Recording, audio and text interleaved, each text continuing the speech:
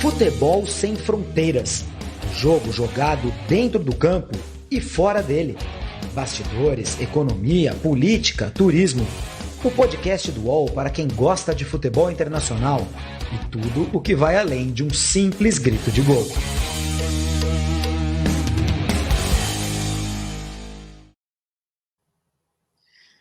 Fala galera, tá no ar o podcast Futebol Sem Fronteiras, edição número 46. Hoje vamos falar muito de futebol alemão, o futebol da Bundesliga, que tem um clássico enorme nesse final de semana, Bayern de Munique e Borussia Dortmund, o maior clássico do país. Mas qual o tamanho desse clássico na história do país? É algo recente, esportivo apenas, ou com uma conotação um pouco maior, como tantos outros clássicos que a gente vê espalhados pela Europa? Vamos falar sobre a invasão do Eintracht Frankfurt a Barcelona, da torcida do Frankfurt a Barcelona na semana passada, que a gente só falou disso até agora no noticiário, a gente só viu a visão do Barcelona, né? Que tragédia, meu Deus, que momento horrendo. Mas e lá em Frankfurt, como é que isso foi tratado, né? Qual o tamanho desse feito da torcida do Eintracht Frankfurt? E vamos falar também de mais coisas, mais assuntos do futebol alemão, Freiburg e Leipzig fazendo a final da Copa da Alemanha, a possível saída do Haaland, do Borussia Dortmund. E para conversar sobre tudo isso com a gente hoje, eu tenho um convidado super especial, André Donk, já participou do Futebol Sem Fronteiras no final do ano passado, está de volta agora, o Jamil Chad, infelizmente, não pode participar com a gente dessa edição número 46, mas olha, para falar de futebol alemão, eu sempre apelo aos universitários. Meu grande amigo André Donk, como é que você está? Tudo bom, Júlio? Grande abraço a você, todo mundo que tá nos acompanhando. Para mim é sempre um prazer falar de futebol alemão, estar junto contigo. É sempre um prazer. Quando pintar o convite, para mim é sempre uma satisfação estar aqui contigo e ainda falar tanto assunto, né?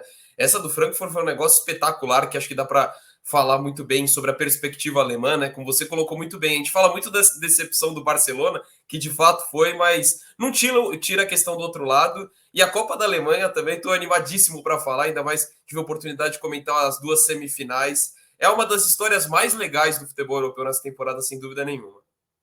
O Donk, como você bem disse, né? Você comentou, eu acompanhei os jogos, né? Você comentou a vitória do Freiburg sobre o Hamburgo.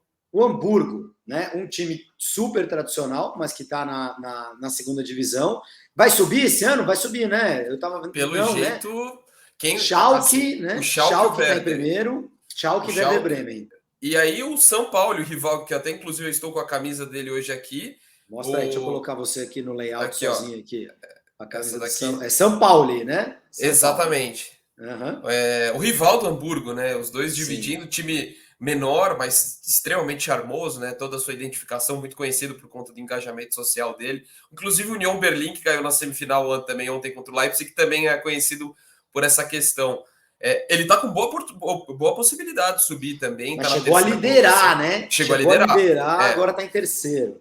Lembrando que na Bundesliga 2, o terceiro colocado joga um playoff contra o antepenúltimo da Bundesliga principal, né, da primeira divisão. Então, os dois primeiros sobem, os dois últimos da Bundesliga caem e o terceiro pior contra o terceiro melhor fazem um playoff. Então, nesse momento, Schalke e Werder Bremen estariam subindo, o São Paulo estaria fazendo playoff. É isso, né, Dom? Que o Hamburgo ficou mais para trás. É que o Hamburgo ele tem 5 pontos atrás do São Paulo, faltando 4 rodadas, e ainda tem o Darmstadt ali no meio. Então a situação é mais do que a pontuação contra o São Paulo, ele também tem que torcer para o tropeço de outros times.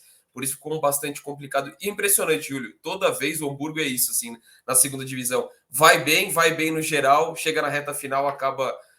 Tem até uma questão do mês de abril, é sempre ruim para o Hamburgo na segunda divisão. Agora até venceu 2 jogos, mas tá bem complicada a situação.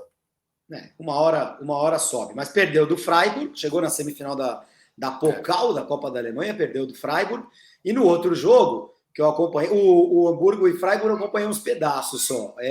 Ontem o São Paulo contra o Union Berlin contra Leipzig, eu vi inteiro praticamente, era o jogo mais interessante da tarde, o City já estava ganhando fácil, né? Então eu fiquei assistindo ali, e falei, vou torcer pro Union Berlin, né? Torcedor da Portuguesa que sou, vou torcer para o time menos poderoso e tal. Aí lá, 1-0 União Berlim, aí os caras perderam um gol no contra-ataque, que pela madrugada, e aí no lance seguinte o Leipzig já empata e faz o gol nos acréscimos. O normal, né? O normal. O Freiburg pode ser visto como uma surpresa, mas está fazendo uma grande temporada, né, Donk? Tem alguém que a gente tem que ficar de olho aí nesse time do Freiburg? Tem. Inclusive, ó, você tem 2 jogadores de seleção alemã, né, estabelecidos. O lateral Christian Ginter, que além de ser muito bom no apoio, é um cara fisicamente impressionante. Assim, a quantidade de jogos em sequência titular dele na temporada, nas últimas temporadas. E também o Nico Schlotterbeck, que é um zagueiro que inclusive está sendo especulado para ir para o Borussia Dortmund. Veio a notícia nos últimos dias. É um zagueiro também que está sendo convocado constantemente para a seleção e jogou muito bem na semifinal. Foi um dos destaques do Freiburg. Mas é um time assim, mais do que as peças individuais, o coletivo é muito forte. Assim, o trabalho é muito bom. O Christian Streich é o técnico.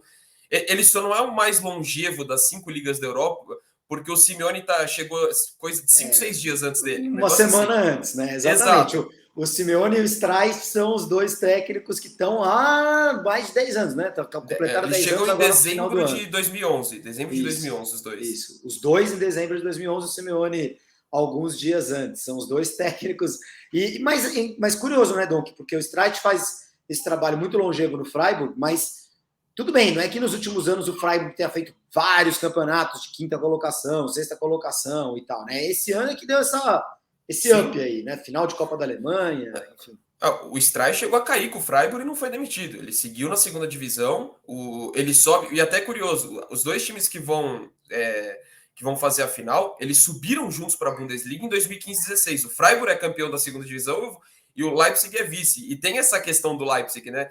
Porque é inquestionável o sucesso do clube em 13 anos, né?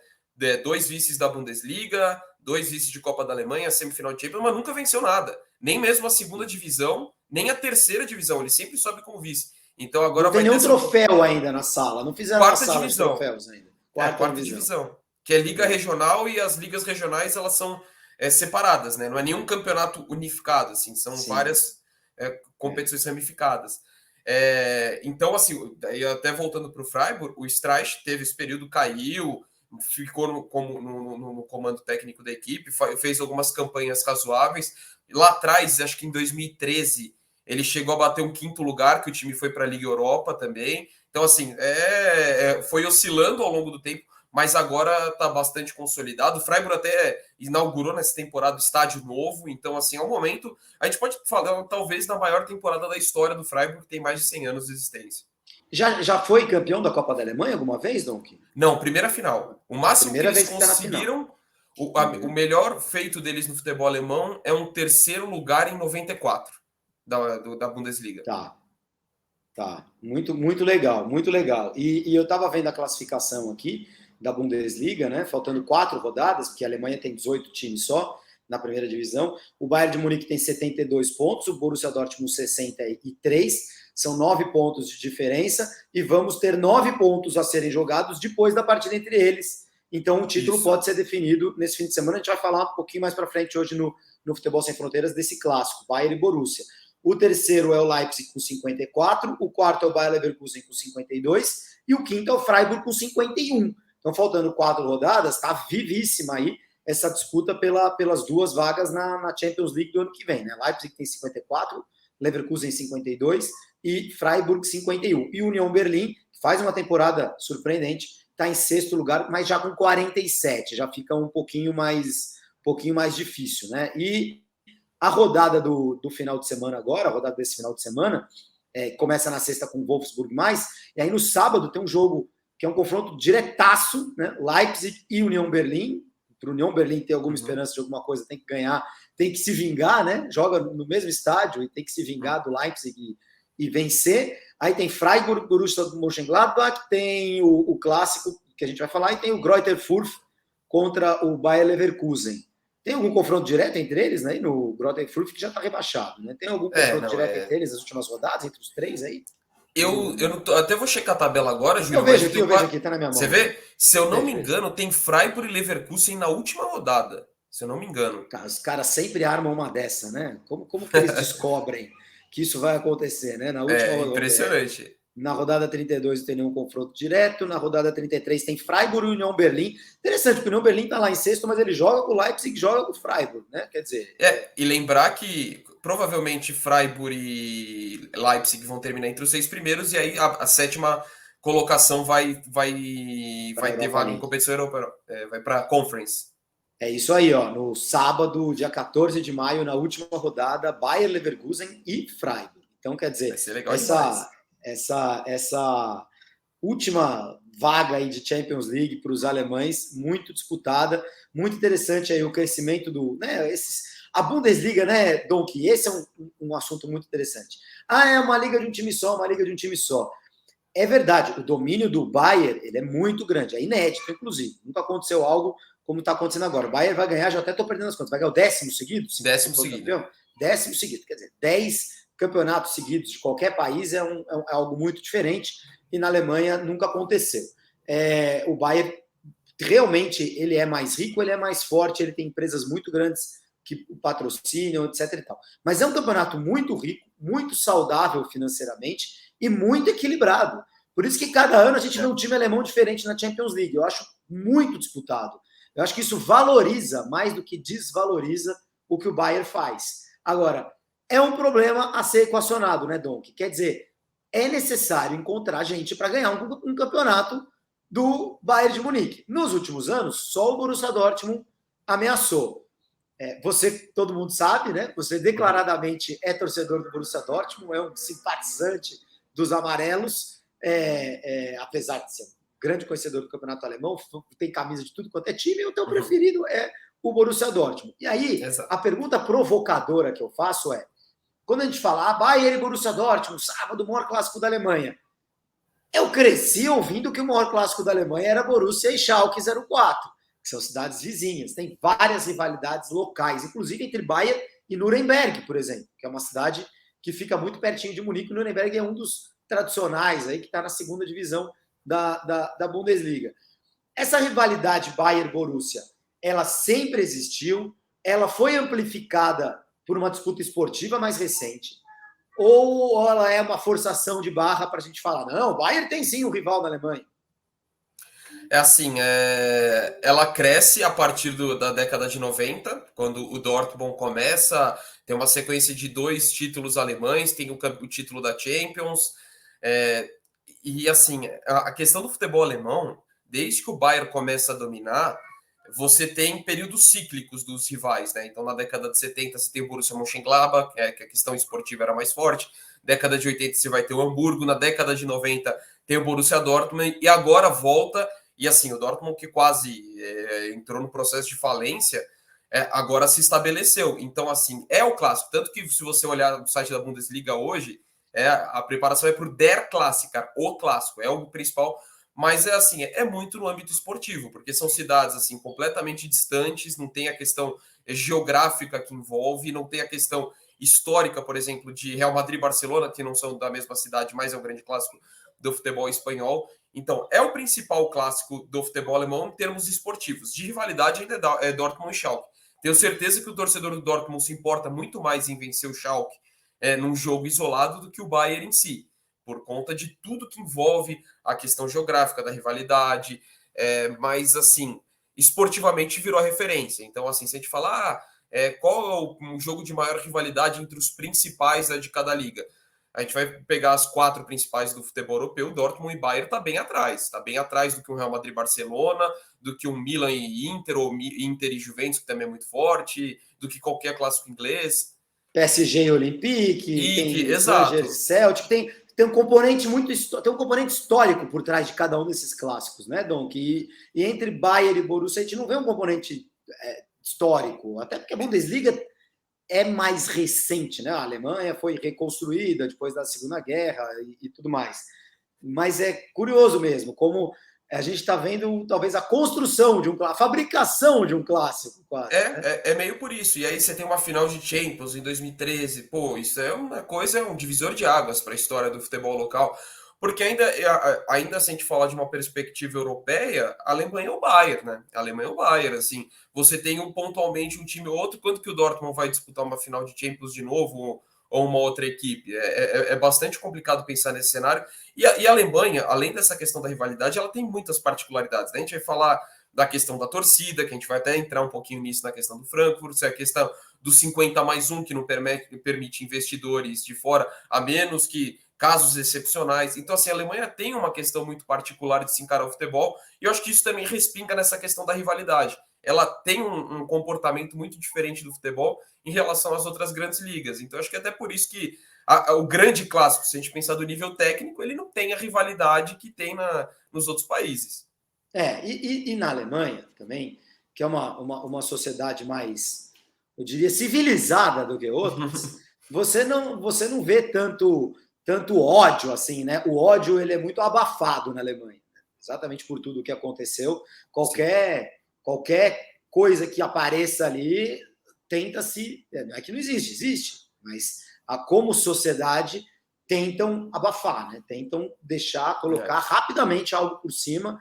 Então, você não vai usar o futebol justamente para exacerbar ódio, né? E o ódio ele faz parte da construção de rivalidades no futebol. É uma pena, mas ele é um elemento, digamos assim, quase que fundamental, né? Para que haja rivalidade entre dois clubes. É uma pena que seja assim, mas é assim. Mas a conta do título, né, Donk? O critério de desempate na Alemanha é o saldo de gols, né? Se não é o saldo de gols. Se não me perdi, né? Porque cada campeonato lá é de um jeito, não. Confronto direto e tal. Então, na Alemanha é que nem na Inglaterra, é saldo de gols. O Bayern tem um saldo de 60 gols. O Borussia Dortmund de 33.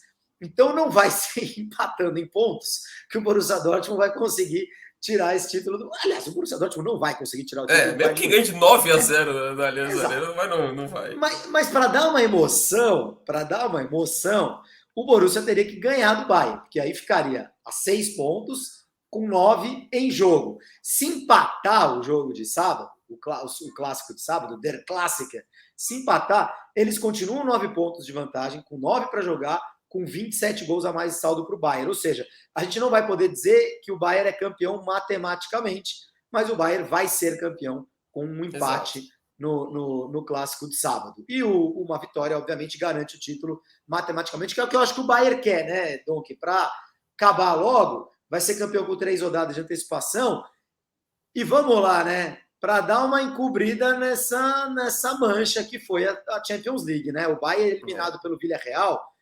Como ninguém lê alemão no mundo, só você e o Gerd Wenzel e os alemães, conta pra gente o que a imprensa alemã falou, como foi tratado isso nos fóruns, nas redes sociais, essa eliminação do Bayern na Champions League. Porque no ano passado, foi do PSG, o Lewandowski estava machucado, né? A gente está 5 anos falando que o Bayern é o melhor time do mundo, mas só ganhou uma Champions, que foi a da bolha lá em 2020.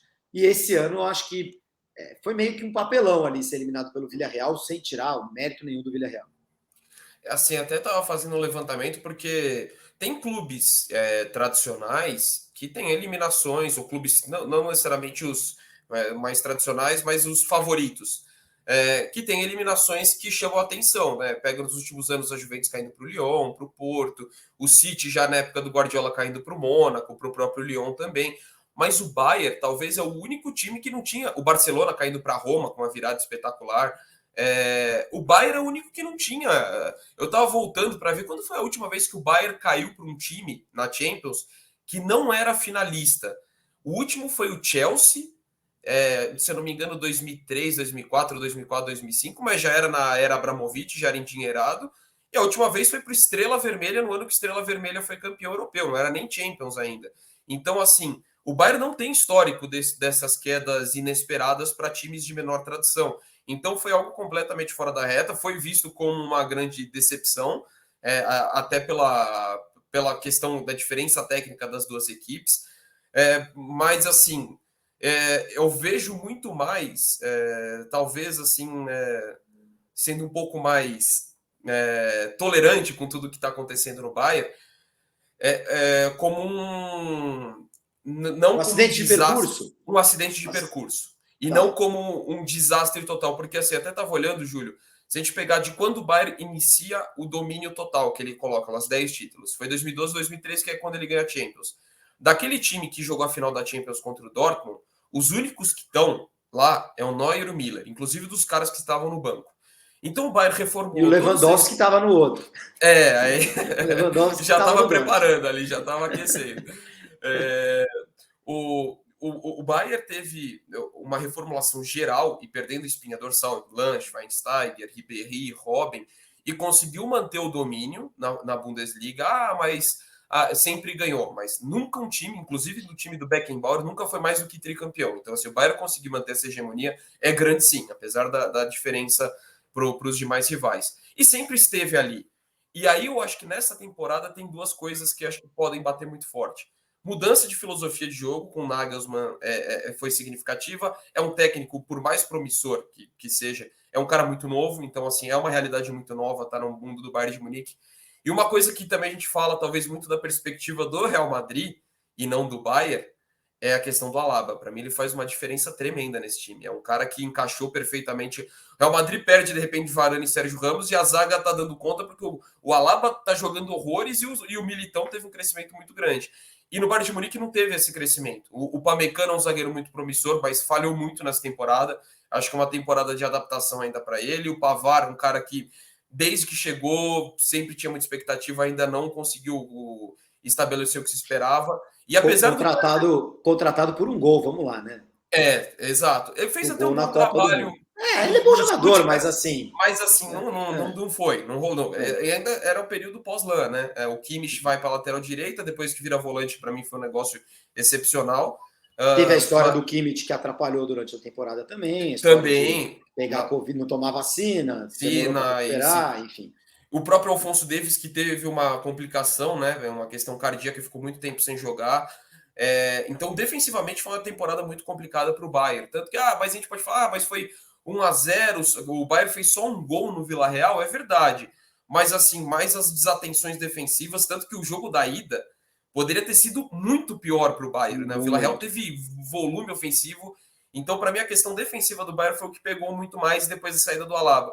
Mas, assim, para um time que passou por tantas transformações e conseguiu sempre estar batendo semifinal de Champions, 10 campeonatos alemães seguidos, eu vejo muito mais um acidente de percurso. Eu não acho que tem que tirar Miller, Lewandowski, que vamos começar do zero, não. Acho que talvez contratações pontuais na defesa e eu vejo o Bayern lutando pela Champions de novo no ano que vem.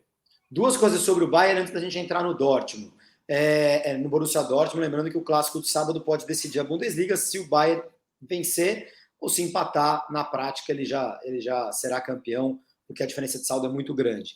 Duas coisas sobre o Bayern de Munique. Você concorda com a tese de o Bayern se dá mal na Europa porque falta competitividade na Alemanha, na Bundesliga?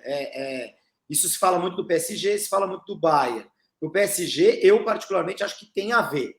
Os jogos do Campeonato Francês são meio que treinos para o PSG. Na Bundesliga eu não concordo muito com essa teoria, mas eu queria te ouvir.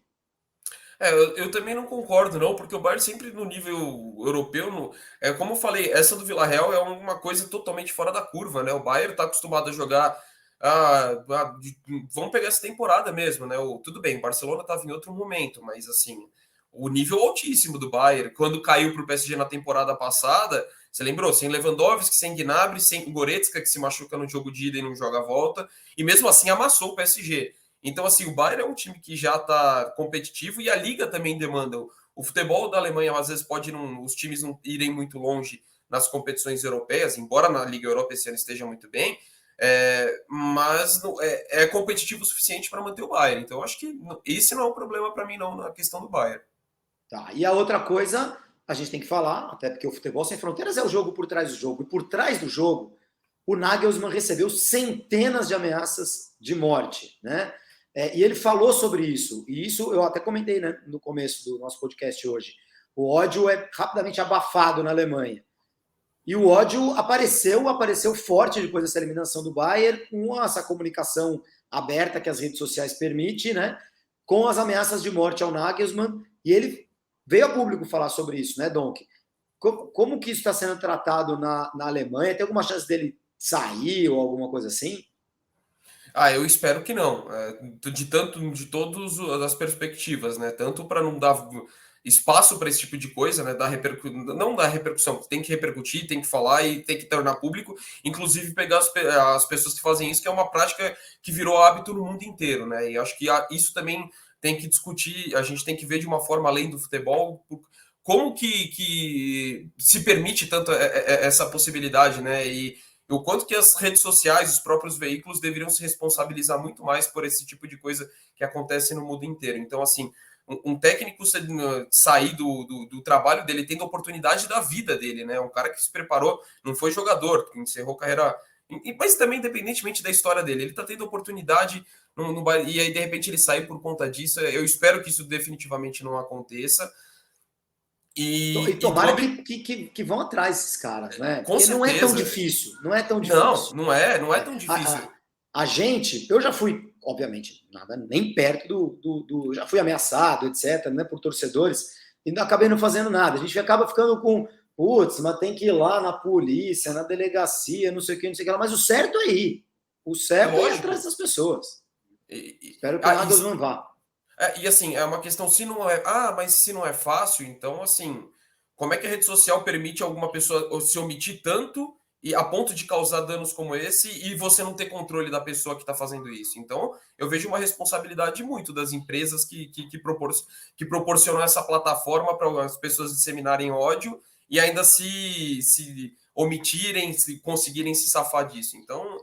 Virou algo grande na Alemanha, Dom, que está se falando bastante sobre isso, o poder público veio a público falar sobre ir atrás dessas pessoas, ou ficou restrito ali a lamentação, digamos assim, do Nagelsmann?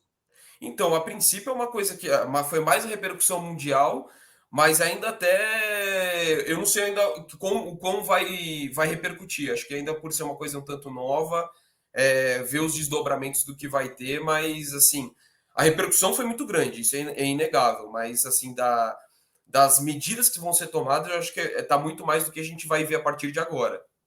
Vamos torcer para a Alemanha fazer o que costuma fazer, né? Ir atrás dos responsáveis. Agora, voltando para o campo, para o clássico de sábado, talvez a gente veja Lewandowski jogar o último Bayern Borussia da carreira dele, já jogou pelos dois lados. Talvez a gente veja Haaland jogar o último, bom, pelo menos por enquanto, o último Bayern Borussia da carreira dele. Quer dizer, o Leva, né, para a gente, são dois casos diferentes, né? O Leva é um veterano, tem contrato até o fim da outra temporada, né, Dom? Tem contrato até o fim da temporada 22-23, mas já falou que vai querer sair do Bayern ao final do contrato. Então, talvez ele fique até o final do contrato, talvez ele saia antes e aí ajude até o Bayern a ser compensado de alguma maneira, né? E aí está se falando muito do Barcelona, que está precisando de um astro, etc.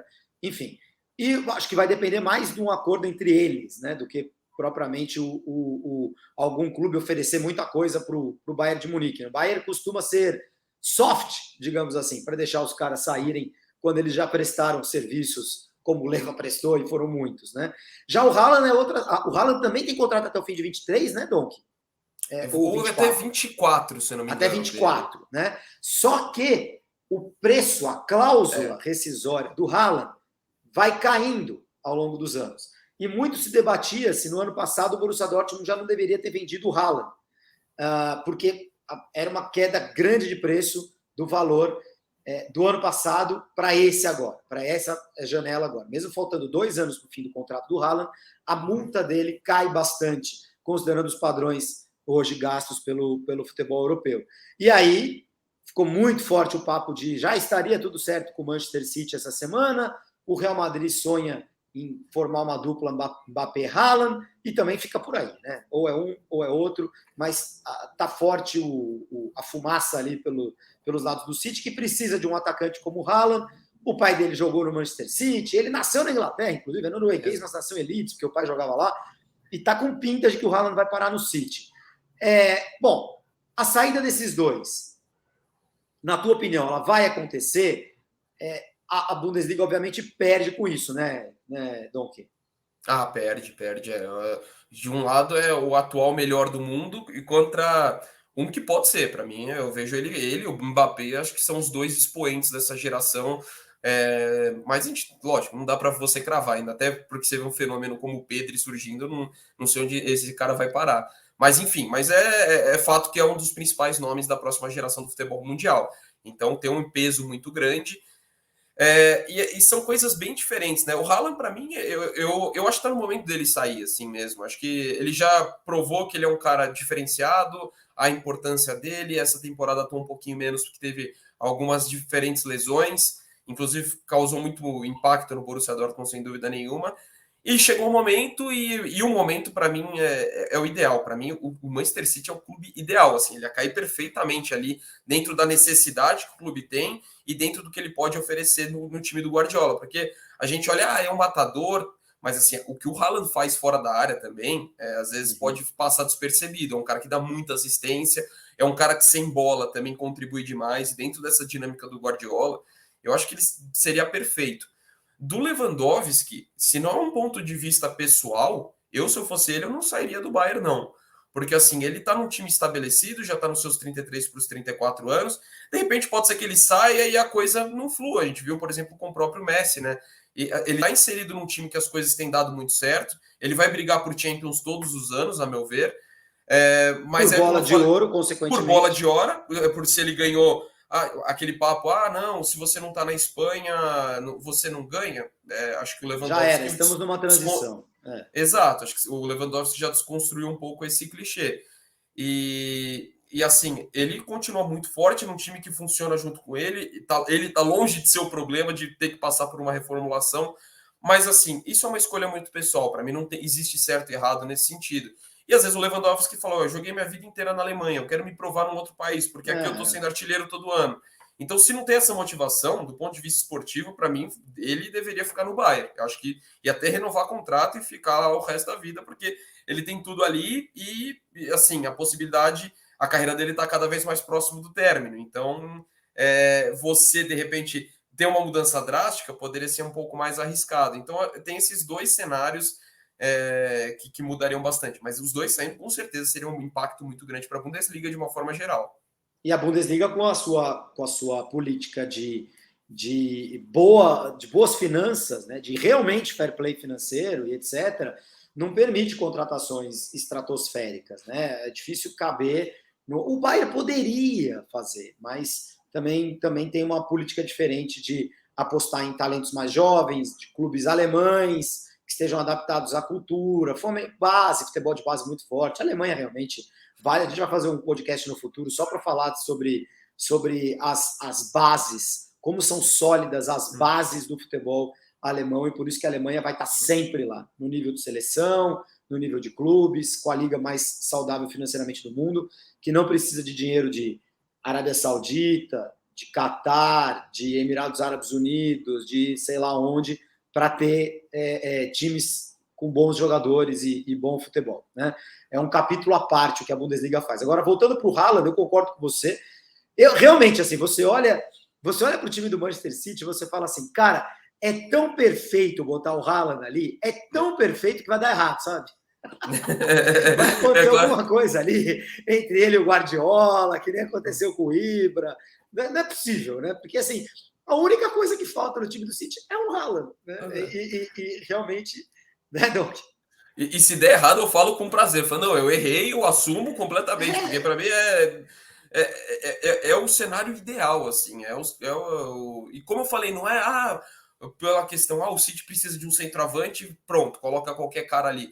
É pela característica de jogo do Haaland. Exatamente, exatamente, porque ele não é um empurrador de bola para o gol, não é qualquer centroavante. Ele é um jogador muito inteligente, ele abre muito espaço, as movimentações, os cortes, as diagonais que ele faz, e ele é muito rápido, apesar de ser muito alto. Então, ele é muito veloz, muito ágil, né? Agilidade, não é aquele grandão, o Peter Crouch. Ele é grandalhão, mas ele tem agilidade, é um cara muito especial, o Haaland.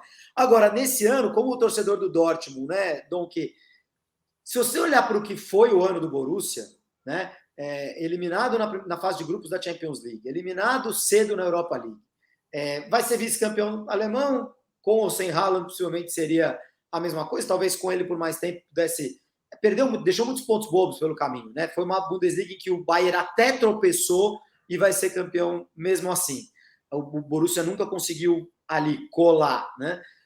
Agora, olhando para o que foi a temporada do Borussia e do próprio Haaland, fica aquela sensação de que já que vai sair, era melhor ter saído ano passado logo e pego mais dinheiro? Então, sim, dá para fazer a gente nunca saberia, né? A gente nunca saberia o que aconteceu nessa temporada.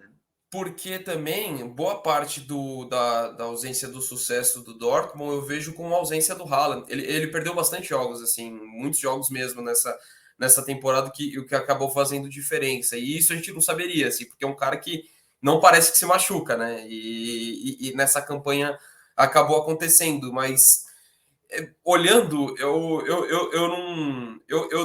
Eu entendo a manutenção dele, até porque assim, a quantidade de tropeços assim, foi muito mais o Dortmund com ele mesmo, né? A temporada estava desenhada para coisas bem melhores. Assim. Se você olhar o grupo da Champions League, o Sporting, o Rubem Amorim faz um trabalho espetacular, mas o Dortmund era favorito para passar. O Dortmund era favorito para passar contra o Rangers na Liga Europa, era favorito contra o São Paulo na Copa da Alemanha quando caiu. E essa foi uma das Bundesligas, das 10 que o Bayern ganhou, mais ganháveis pelos adversários, tranquilamente. O Bayern não fez uma grande Bundesliga. Dava para alguém... E não, eu digo não só o Dortmund, o próprio RB Leipzig, que começou muito mal.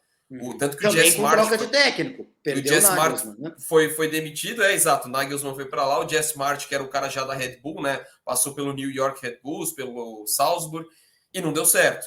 E desde que o Tedesco chegou, o técnico que levou o time agora para a final, o Leipzig só tem 2 pontos somados a menos que o Bayern nesse período. Então foi um técnico que encaixou muito bem e que talvez tivesse antes, talvez o cenário fosse diferente. Então, assim, eu entendo o Dortmund ter segurado, era uma temporada interessante, o Rose até tinha umas propostas legais, mas defensivamente também foi um desastre a temporada do Dortmund. E aí nem falando nas individualidades, assim, como sistema defensivo foi uma tragédia, porque o Dortmund até inclusive pegou um goleiro muito bom. O Kobel foi um dos destaques do clube nessa temporada, mas assim, o time, enquanto no processo, no momento defensivo, deu tudo errado.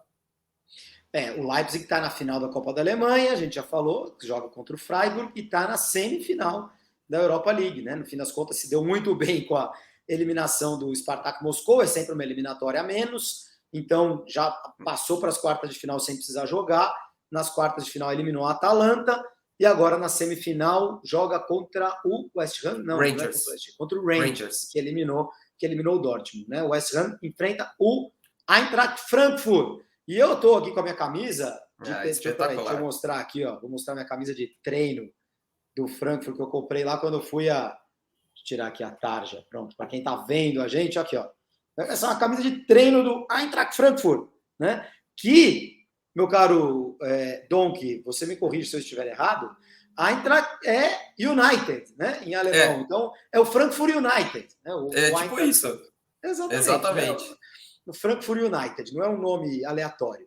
E o Eintracht Frankfurt, que tem a simpatia de muita gente aqui no Brasil, mas você não era nem nascido, Donk, mas a primeira vez que passou com Bundesliga aqui, no começo dos anos 90, com José Trajano, com Gerd Wenzel, com Góes, com muita gente legal e importante na TV Cultura na época, e depois o Campeonato Alemão foi para a ESPN Brasil e nunca mais deixou de ser transmitido. Hoje está na OneFootball, né? Tá no aplicativo, a gente não vê a Bundesliga na TV, a gente vê em streaming, mas naquele ano, aquele primeiro ano, foi um campeonato super disputado em que o Eintracht Frankfurt foi campeão. Não, foi campeão não, perdeu o título para o Stuttgart, e agora? Agora eu me confundi. Eu acho que perdeu o título para o Stuttgart. Mas foi uma das sensações. Exatamente, tinha o Yeboah, que era o jogador mais importante do time, e o Frankfurt meio que liderou o campeonato inteiro, e na reta final perde o título para o Stuttgart, mas foi um time que arrebanhou aficionados aqui no Brasil, né? Começa campeonato novo, o pessoal quer escolher time para torcer, aí tem essas pegadinhas. Você pega o Eintracht Frankfurt para torcer, depois nunca mais faz nada. Né? Esse que é o pepino. E a invasão, 35 mil torcedores do Frankfurt no Camp Nou na semana passada, no jogo da Europa League. Todo mundo não com essa camisa vermelha, com a camisa branca. Meu grande amigo madridista, Edu Álvares, meu colega aqui no Futebol Sem Fronteiras, no podcast Futebol Sem Fronteiras no YouTube, falou: eu nunca imaginei que eu ia ver o Camp Nou vestido de branco. Mas estava todo mundo lá de camisa branca, mas não era o Real Madrid, era o Eintracht Frankfurt, que colocou 35 mil pessoas. Muito já foi falado sobre isso, como que aconteceu, os ingressos na mão de operadores, de agentes de viagem, era a Semana Santa, muita gente saiu de Barcelona para ir para outros lugares da Espanha, mas muita gente foi para Barcelona passar o feriado lá, muita gente da Alemanha costuma ir para a Espanha, pegar o calorzinho, em abril ainda está frio na Alemanha, já está calor na Espanha, o pessoal, ó, pega o avião e se manda.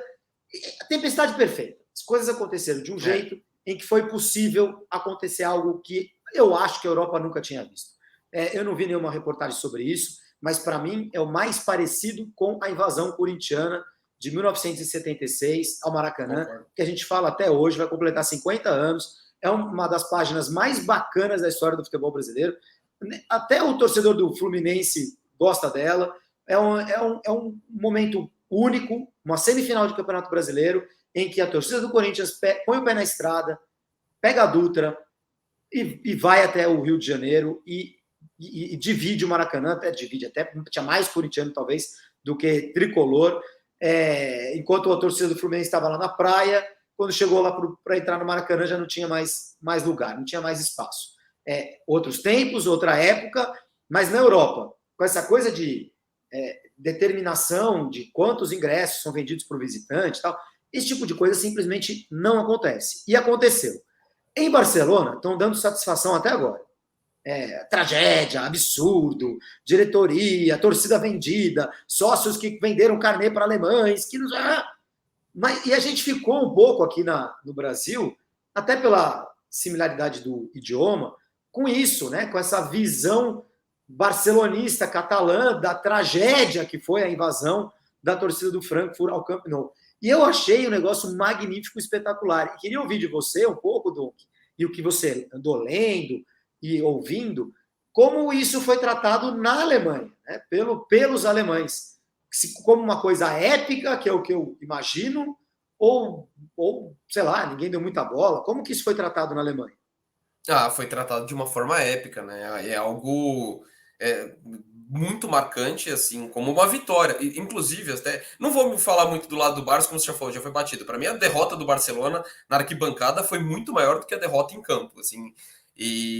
Mas do lado do Frankfurt também é uma vitória genial. E eu até lembro que chamou bastante atenção, deu uma repercussão, antes mesmo da bola rolar no Camp Nou, o Frankfurt soltou um videozinho, falou, a gente vai enfrentar o Barcelona, ok, vocês têm um melhor time, um maior estádio, mas vocês não têm isso, que é a nossa torcida. E assim, parece aqueles vídeos clichê, não, vamos promover, porque vai ter um grande jogo entre o nosso time e o Barcelona, e assim, meio que corroborou a coisa, não é? Eles não era só falácia, não era só coisinha de fachada, não. Era um fato.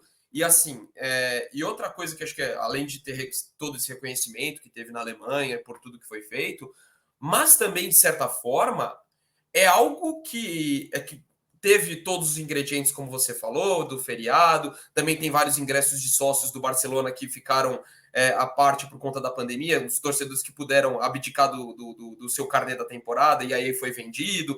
Aí também tem o Barcelona que só bloqueou dos cartões da Alemanha, mas daí você pega um cartão de alguém que mora na França, na Itália e consegue comprar. Enfim, teve todos esses elementos. No mundo global, né? No mundo global. Lembrando que o Barça também está dando explicação, mas levou 3 milhões de euros nessa brincadeira. Exato. Na mão, né? O cofre não foi não chorou, derrota, né? Não, nem um pouco. Mas, assim, foi um negócio sem precedentes, mas, assim, algo que já havia sido mostrado nos últimos anos. Né? Se você pegar na temporada 17 e 18, a torcida do Colônia, se você jogar na internet, ver no YouTube, a invasão dos torcedores de Colônia em Londres para o jogo contra o Arsenal também foi um negócio absurdo. Era 20 mil torcedores do Colônia nas ruas de Londres, fazendo um barulho excepcional. Tudo bem, só 2.700, 3.000 que entraram, mas você tinha 17 mil torcedores do lado de fora também. Então, isso é uma característica do futebol alemão. Por quê? Porque tem a sensação de pertencimento dos torcedores ao clube de futebol é muito maior do que nas outras ligas. A questão as maiores médias de público, muitas vezes os preços mais baratos dos ingressos em relação às outras ligas, pode ter aumentado nos últimos anos no próprio país, mas se você comparar as outras ligas, ainda é diferente. A questão que a gente falou de não ter um investidor, os torcedores passam a ter uma voz ativa muito grande. Eu me lembro nos últimos anos que a Bundesliga fez o teste de colocar os jogos de segunda-feira por conta dos interesses de televisão. Foi rechaçado e derrubaram o jogo porque os protestos dos torcedores foi muito grande. Então, assim, a torcida tem um papel muito grande no futebol. E aí, quando acontece uma coisa dessa, para mim, no meu modo de ver, é reflexo dessa questão do envolvimento que tem. E aí, de repente, uma torcida que está tão ativa, estão presentes. Aí se tem um jogo com o Barcelona, você vê a possibilidade. Teve até um porta-voz do Frankfurt que deu uma declaração depois que eu achei bem curioso. Ele falou: olha, não me surpreende os torcedores porque eles encontram as maneiras mais criativas, os nossos torcedores, as mais criativas para conseguir ingressos. E assim foi comprovado. Então, para mim, isso foi um reflexo da relação torcedor e futebol na Alemanha com a brecha que o Barcelona deu. Aí juntou as duas coisas, ainda na véspera de Semana Santa, e aí estava o cenário perfeito para essa invasão dos alemães. Esse vídeo que você citou, eu até mostrei, não no podcast Futebol Sem Fronteiras, mas na nossa página no YouTube, do Futebol Sem Fronteiras. Aliás, assine, inscreva-se. Eu mostrei numa das lives que eu fiz com os meus amigos Edu e Kim, antes do confronto entre Frankfurt e Barcelona. E me chamou a atenção. É um vídeo muito bacana, muito legal. Depois tem que dar uma procurada aí, dá um Google. Aí eu dei aqui rapidinho para ver se eu mostrava o vídeo, mas não encontrei assim fácil, então fica para uma próxima. Mas é um vídeo em que, exatamente, o Frankfurt fala: vocês têm mais títulos, vocês têm mais ídolos, vocês são mais famosos, mas vocês não têm o que a gente tem, a torcida. Quando eu vi, eu achei meio batidão, assim, aquela coisa de toda a torcida se considera a torcida mais especial do mundo. Só que a torcida do Frankfurt fez realmente um espetáculo no jogo de ida já, que foi 1-1. Foi um ambiente incrível naquele jogo de Frankfurt, da Europa League, a partida de ida da Europa League, e aí depois dispensa comentários a invasão alemã, 35 mil pessoas no Camp Nou, tudo isso que a gente já citou. Então os caras de fato deram a resposta. E aí a pergunta é, Donk, na Alemanha, a torcida do Eintracht Frankfurt, ela é famosa, conhecida, bate no peito por ser, sei lá, a mais fanática, a mais alguma coisa? Ou isso realmente foi algo assim que tiraram lá da cartola e que simplesmente aconteceu, de fato, para comprovar uma tese? Sendo muito franco, Júlio, eu fiquei surpreso. Eu não esperava. Não tem nenhuma fama dessas. Não, assim, é uma torcida assim que presente, o estádio é grande, é uma cidade grande, né? Então também isso também traz muitos torcedores de lá e certamente muitas pessoas que são naturais de Frankfurt que moram em outros lugares da Europa. Então deve ser uma torcida bastante espalhada, não só na Alemanha. Mas, assim, quando a gente fala torcida, normalmente é Borussia Dortmund, Schalke 04. Ali tem uma identidade muito mais forte. Então, assim, não é uma torcida que passa assim, bate, não, é um clube sem torcida. Não, definitivamente não é o caso. Mas eu não esperava uma mobilização tão grande, falar que eles causariam isso, tipo, uma coisa sem precedente no futebol europeu. Eu jamais ia imaginar, assim. Tanto que o próprio vídeo eu achei legal, mas no começo eu falei, é meio batidão, né? Meio clichêzão. Meio clichêzão. Não imagino que a torcida do Frankfurt seja tão, assim, expressiva a ponto de causar uma invasão dessas. Mas, assim, admito que passei a olhar com outros olhos a torcida do Frankfurt a partir desse confronto com o Barcelona. E pode ter certeza que a turma do West Ham ali, soltando bolinhas de sabão. Já comprou tudo ingresso em dia, eu nem vou no jogo, eu deixo comprar, não deixa para os alemães, não. Exatamente. E dá para Londres, tranquilo, de Frankfurt. Bem mais fácil. Facinho, tá cheio de voos, são os dois grandes centros financeiros europeus, né? Londres e Frankfurt. Deve ter gente ali fazendo bate e volta de Londres para Frankfurt, de Frankfurt para Londres, o tempo inteiro ali, os homens de negócio com os seus paletós e gravatas. A partida de ida é em Londres?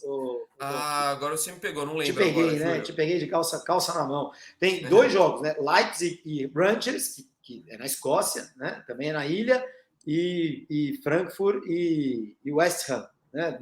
As duas semifinais da Europa League. Você achou aí? Conseguiu encontrar? Deixa eu ver aqui.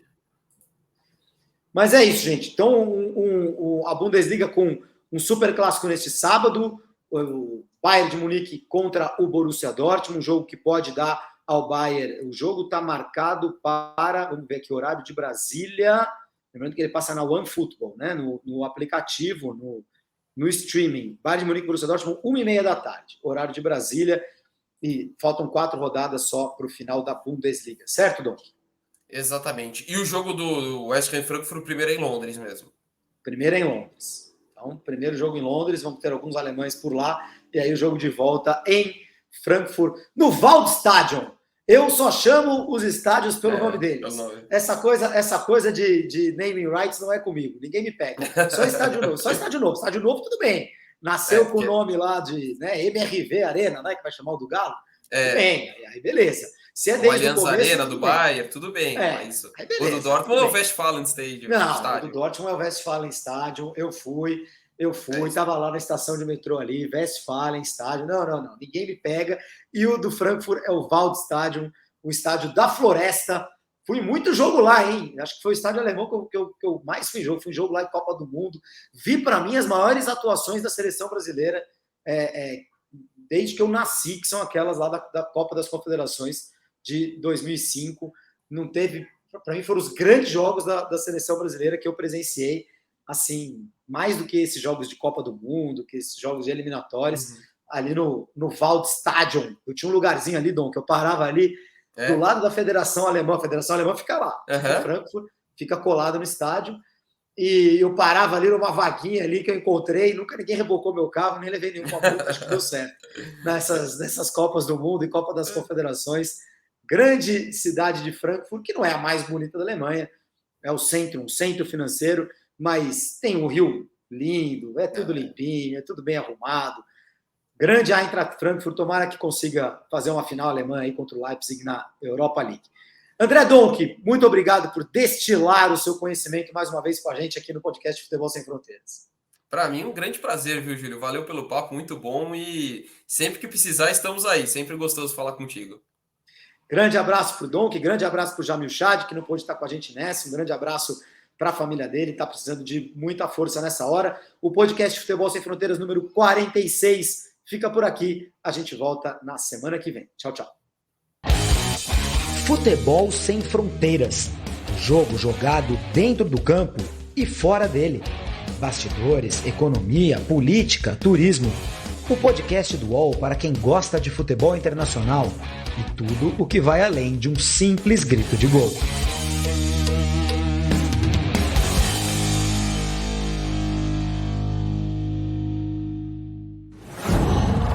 UOL.